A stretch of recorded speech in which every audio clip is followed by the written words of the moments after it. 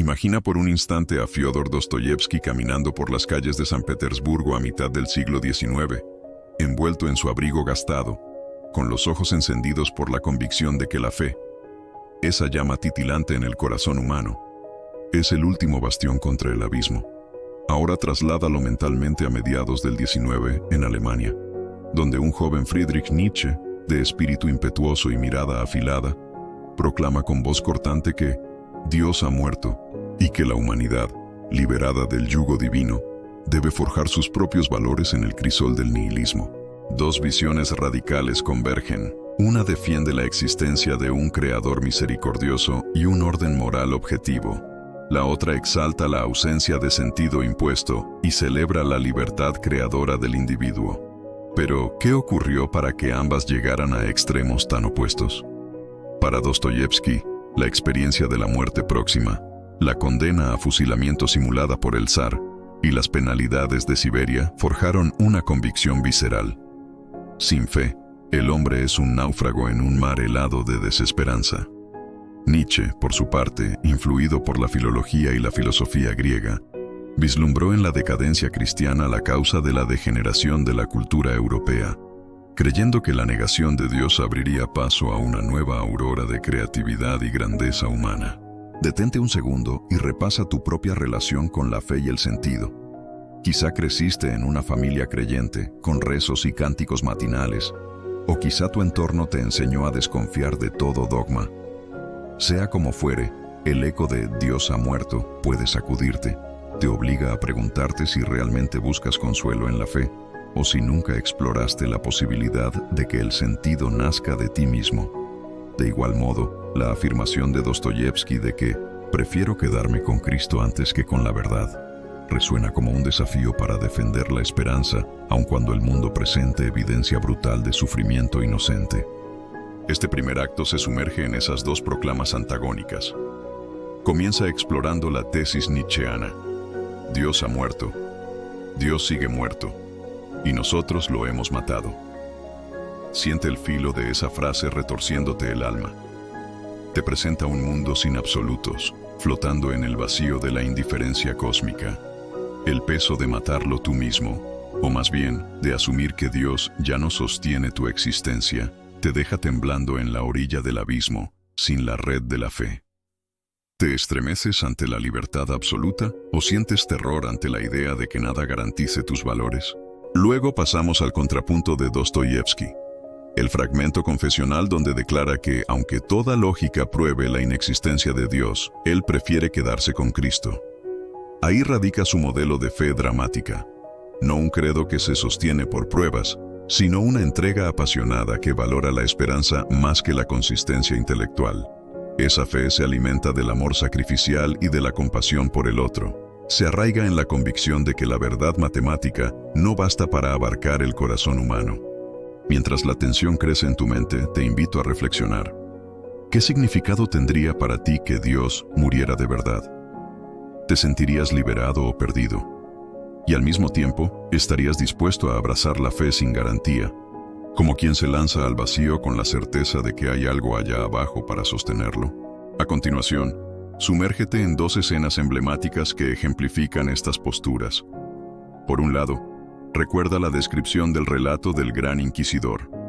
Cristo vuelve a la tierra y es encarcelado por la Iglesia porque ofrece libertad, esa libertad que el hombre teme. Ahí Nietzsche vería la prueba de que la religión coarta la autonomía humana con ilusiones de consuelo. Por otro, evoca las últimas palabras de Lisa, la joven tuberculosa de los endemoniados, que muere abrazada a la cruz. Su fe, aún en el lecho de muerte, irradia una calma que ni el nihilismo más rotundo podría imitar. Esa dualidad te lleva a un gancho reflexivo imprescindible. ¿Deseas construir tu vida sobre la roca firme de la fe, aun sabiendo que puede no ofrecer lógica? ¿O prefieres erigir tu mundo sobre la arena de la libertad absoluta y asumir el riesgo de que todo pueda derrumbarse? Esa pregunta no admite respuestas inmediatas.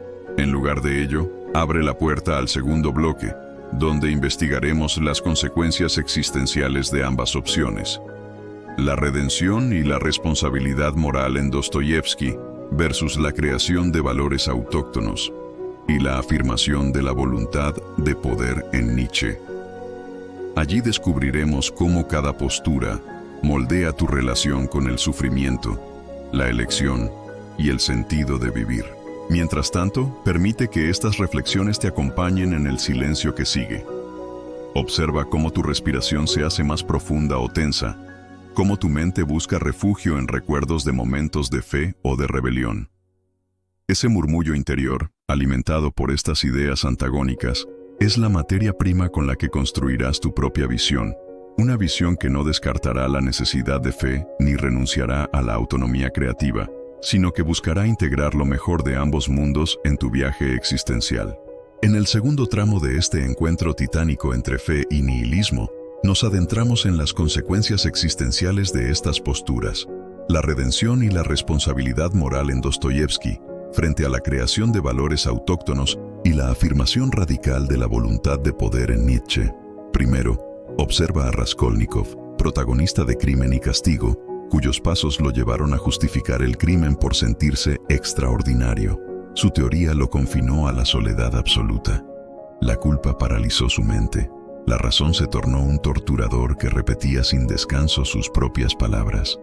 ¿Soy un Übermensch con licencia para decidir sobre la vida y la muerte? Al final, su única salvación fue el acto de confesión y el abrazo de Sonia, que lo acogió sin condiciones. Fue en ese instante de rendición, cuando dejó de erigirse como juez de su propia moral, que Raskolnikov encontró la puerta de la redención. Desde la perspectiva de Dostoyevski, la responsabilidad moral no es un peso arbitrario, sino el lazo que nos une a todos. Basta una sola vida, por inocente que sea, para convertir el crimen en un abismo de dolor que reclama justicia y, al mismo tiempo, misericordia. Esa misericordia humana, esa compasión que Dostoyevski eleva a forma suprema de existencia, representa la fuerza más poderosa contra el nihilismo. Para él, el hombre sin fe en el prójimo se convierte en un náufrago egoísta. Sin la conciencia de pertenecer a un tejido moral, cada uno es isla, cada elección un soliloquio vacío. Al abrazar la redención, reconocemos nuestro error, aceptamos la culpa y, paradójicamente, hallamos la libertad. Libertad no de normas, sino de la carga del engaño y del aislamiento. Ahora, contrapone ese camino al de Nietzsche y su voluntad de poder. Nietzsche propone que el hombre debe erigir sus propios valores, liberándose de las ataduras religiosas y morales impuestas. La muerte de Dios, para él, es la gran oportunidad. Sin un cenobio de reglas exteriores, cada uno se convierte en artista de sí mismo, forjando un código que refleje su voluntad creativa.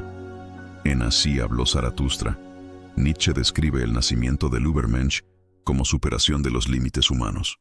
Un individuo que no teme triturar viejos ídolos y asumir las consecuencias de sus actos. Su noción de responsabilidad no proviene de la compasión universal, sino del coraje de ser genuino, de aceptar la soledad última que acompaña al creador de valores. Esta divergencia, compasión redentora versus creación solitaria, imprime diferencias profundas en el modo de enfrentar el sufrimiento. Dostoyevski abraza el dolor como vía de empatía. Sufrir con y por el otro es el camino hacia la comunión humana. Nietzsche, en cambio, lo ve como oportunidad de fortalecimiento. Lo que no me mata, me hace más fuerte. El sufrimiento, según Nietzsche, lava y forja la voluntad.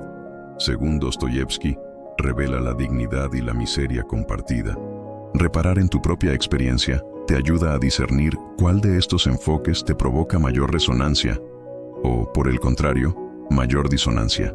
Si al enfrentarte a una de tus derrotas más duras sentiste que el dolor te aisló hasta el vértigo, quizá reconozcas en Raskolnikov esa punzada de culpa y en Sonia la mano que te tendió sin reproche. Si, en cambio, tu reacción ante la adversidad fue un estallido de rabia creativa, un impulso a reinventarte sin mirar atrás, sentirás la llamada nietzscheana a la autoafirmación. Sin embargo, el dilema no obliga a elegir una sola ruta. Dostoyevski mismo anticipó el matiz.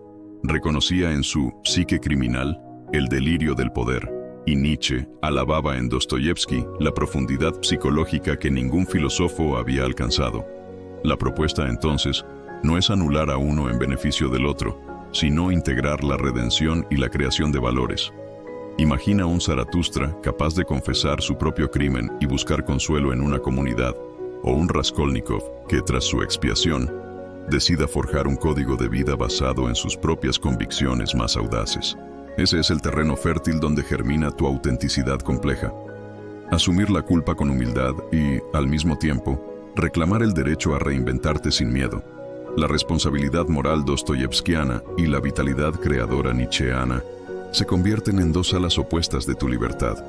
Una te impulsa a volar con el viento de la compasión, la otra te empuja a elevarte con la fuerza de tu voluntad. Ahora, detente un momento y reflexiona. ¿De qué modo podrías aplicar esta síntesis en tu vida cotidiana?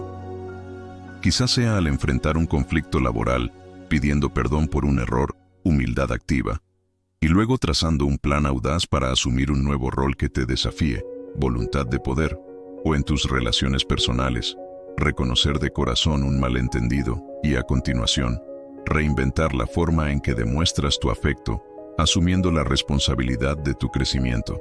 Con ese pulso dividido entre la expiación y la creación, avanzas hacia una práctica consciente que honra tanto la imperfección como la grandeza. Dostoyevski ofrece el camino de la redención compartida. Pocas cosas destruyen más la jaula del ego que el acto de perdonar y ser perdonado.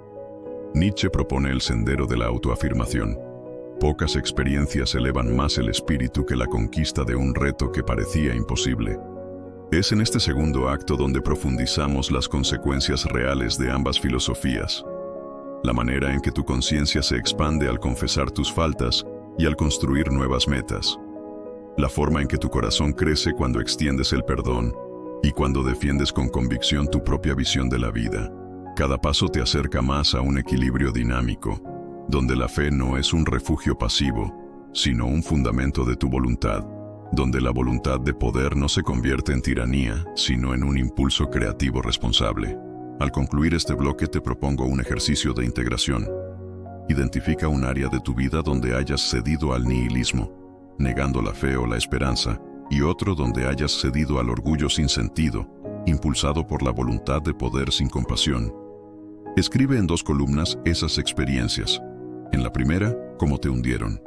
En la segunda, cómo te elevaron. Luego, busca un punto intermedio donde ambas fuerzas, la compasión y la creación, puedan unirse para guiar tu próximo paso. Con ese mapa mental estarás preparado para el tercer acto, donde encenderemos la chispa de esperanza que surge cuando la redención y la autoafirmación se funden en un fuego interior capaz de iluminar tu camino. En el tercer acto de este viaje monumental, encendemos la chispa de esperanza que surge cuando la redención dostoyevskiana y la afirmación nietzscheana se fusionan en un fuego interior que todo lo ilumina. Imagina la escena. Un hombre exhausto tras confesar su culpa y perdonar a quien lo hirió, y al mismo tiempo decidido a forjar un nuevo proyecto de vida con la convicción de un Übermensch. Esa síntesis no es utópica, es el pulso vivo de tu renacer auténtico. Dostoyevski solía describir la esperanza como un susurro divino en medio del caos. La esperanza es como un faro distante que, aunque parpadee, nunca se apaga. En Los hermanos Karamazov, se ve ese faro cuando Alyosha, tras presenciar traiciones y muertes, elige tender una mano a un niño herido, recordándonos que la bondad puede florecer en el lugar más inhóspito. Por su parte, Nietzsche la concebía como una voluntad de vivir, que impulsaba al espíritu a crear y recrearse sin descanso. En La Gaia Ciencia, proclama: amarás tu destino como si fuera la única cosa digna de amor, invitándote a abrazar cada minuto de tu historia, por doloroso que sea. Para ver esa chispa en acción, recuerda el momento en Crimen y Castigo, cuando Raskolnikov, al límite de la desesperación, encuentra en Sonia no solo un refugio, sino un modelo de fe activa. Ella no cuestiona, no exige explicaciones, simplemente acompaña. Esa compasión incondicional, nacida del sufrimiento compartido, enciende en él la posibilidad real de redención. En paralelo, Nietzsche relata la experiencia de Zaratustra al bajar del monte. El sabio que, tras contemplar la muerte de Dios, regresa al mundo para proclamar la danza de la vida. Su mensaje es brutal: lo que no me mata me hace más fuerte. una invitación a convertir cada herida en un trampolín de fuerza creativa. ¿Qué ocurre cuando unes estas dos corrientes? Surge un ritual matinal de doble filo. Por la mañana, confiesa en tu diario una debilidad o un error reciente, siguiendo el modelo de rendición de Dostoyevsky. Acto seguido, proclama en voz alta una afirmación de poder al estilo nietzscheano. Hoy me elevo más allá de mis sombras. Esa práctica de dos tiempos limpia tu alma y al mismo tiempo forja tu carácter. Nada enciende más la chispa interior que la integración consciente de humildad y audacia. Para llevar esto a la práctica, define tu propia hoja de ruta de renacer. En un cuaderno, dibuja 3 columnas: dolor, perdón y propósito. En dolor, anota una herida reciente. En perdón, escribe cómo deseas liberar ese peso. En propósito, fija un objetivo concreto que canalice esa energía liberada. Por ejemplo, dolor, traición de un amigo, perdón, acto de compasión, puede ser un mensaje sincero de reconciliación. Propósito, iniciar un proyecto creativo que celebre la amistad y la solidaridad.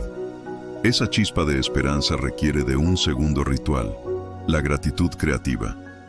A mitad del día, haz una pausa de 5 minutos y enumera 3 aprendizajes que el día te ha dejado.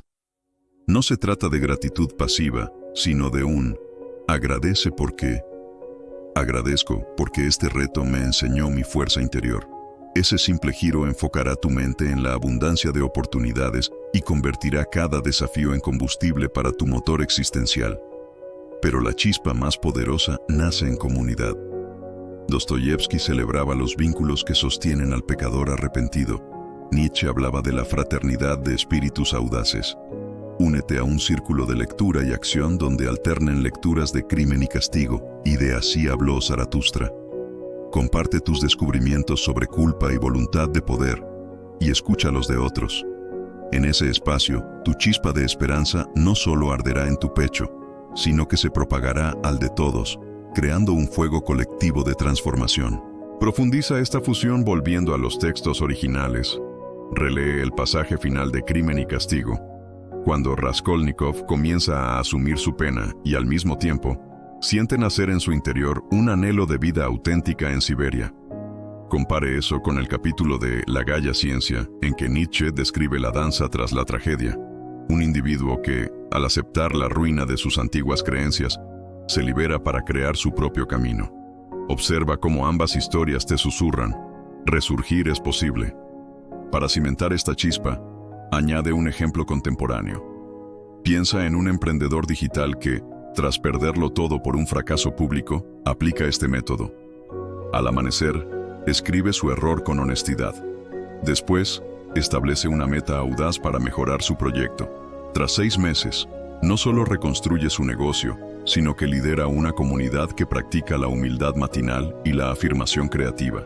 Su renacer es testimonio de que la síntesis dostoyevskiana-nietzscheana funciona en el siglo XXI.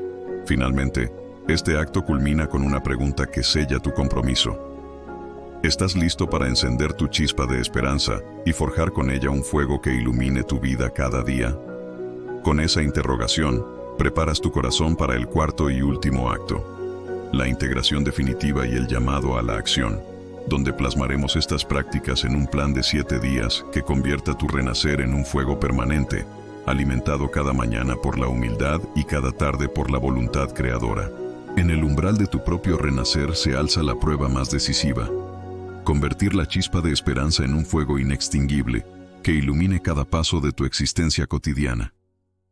Imagina un amanecer en el que, al abrir los ojos, no despiertas a la rutina mecánica, sino a un ritual de doble filo. Por un lado, reconoces en voz baja, con la humildad que Dostoyevsky celebraba en sus personajes redimidos, una herida reciente, la más punzante, esa voz interna que te susurró crítica y reproche, y la plasmas en tu diario sin adornos ni justificaciones. Por otro lado, alzando tu mirada al espejo, pronuncias con la convicción nietzscheana: abrazo mi destino y lo transformo en mi obra de arte, sellando tu decisión de forjar un propósito propio más allá de las cadenas del pasado. Esta doble práctica, repetida cada mañana, limpia tu alma y templará tu voluntad como acero al rojo vivo. Con el pasar de las horas, esa chispa, alimentada por la confesión y la afirmación, reclama espacio para expandirse. Al mediodía, detente y dirige tu atención a las lecciones ocultas en los desafíos del día. No te quedes en el lamento. Pide 3 razones para agradecer tu prueba más reciente. Agradece no solo por lo gratificante, sino por lo doloroso que te enfrentó a tus límites y te mostró tu fuerza interior. Agradece la presión que despertó tu ingenio, la crítica que pulió tu humildad y el obstáculo que te impulsó a hallar una nueva salida. En ese acto de gratitud creativa, mezclas la misericordia de Dostoyevsky con la voluntad de poder de Nietzsche. Entiendes el sufrimiento como prueba de tu grandeza en formación. A medida que el sol comienza a declinar, la chispa te invita a unirse a otros buscadores de transformación. Conecta con tu círculo de lectura o crea uno si aún no existe. A través de videollamadas o encuentros presenciales, comparte la experiencia de tu ritual matinal y el ejercicio de gratitud. Expón sin pudor tus miedos y logros y escucha las historias de aquellos que caminan junto a ti. En ese intercambio de vulnerabilidades y conquistas, la chispa se convierte en fuego colectivo. Cada testimonio añade oxígeno a la llama, y la comunidad se convierte en la hoguera donde se refracta la luz de la esperanza. Allí comprobarás que la fuerza de un solo alma resuena con mayor intensidad cuando vibra en armonía con otras, tal como Dostoyevsky describía en sus páginas más conmovedoras, y Nietzsche celebraba en sus textos sobre fraternidad de espíritus libres. Al avanzar la tarde, llega el momento de reactivar tu voluntad creativa en un proyecto que hibrida con pasión y ambición. Retoma una afición o idea que abandonaste por temor al juicio o al fracaso. Esta vez, en lugar de huir de la imperfección, permítete explorarlo con la pasión sin condiciones de quien ama sin esperar reciprocidad. Cual artista nietzscheano que hace de su vida su obra maestra, dedica al menos 1 hora a ese proyecto. Escribe, dibuja, planifica, pero sin exigir resultados inmediatos. Observa cómo el solo hecho de involucrarte con autenticidad despierta tu chispa de esperanza, reforzada por la certeza de que cada trazo, cada palabra, cada paso imperfecto te acerca a tu mejor versión. Cuando la noche comienza a caer, reserva un espacio de 20 minutos para el silencio y la introspección. Apaga dispositivos, cierra los ojos y enfócate en tu respiración, sintiendo la tensión en el pecho y la cabeza como nudos que se disuelven al ritmo de tu exhalación. En ese silencio presta atención a los ecos de tu diálogo interno. Reconoce sin juicio los reclamos del ego, las dudas del ánimo y los temores que aún sostienen tu jaula de orgullo. Luego, como un sacerdote de tu propia alma, repite interiormente: he caído, he dudado, y aún así el fuego de mi renacer arde. Ese murmullo de fe, tan íntimo como poderoso, reafirma la alianza entre tu humildad y tu voluntad de poder, demostrando que la verdadera fortaleza nace de la quietud.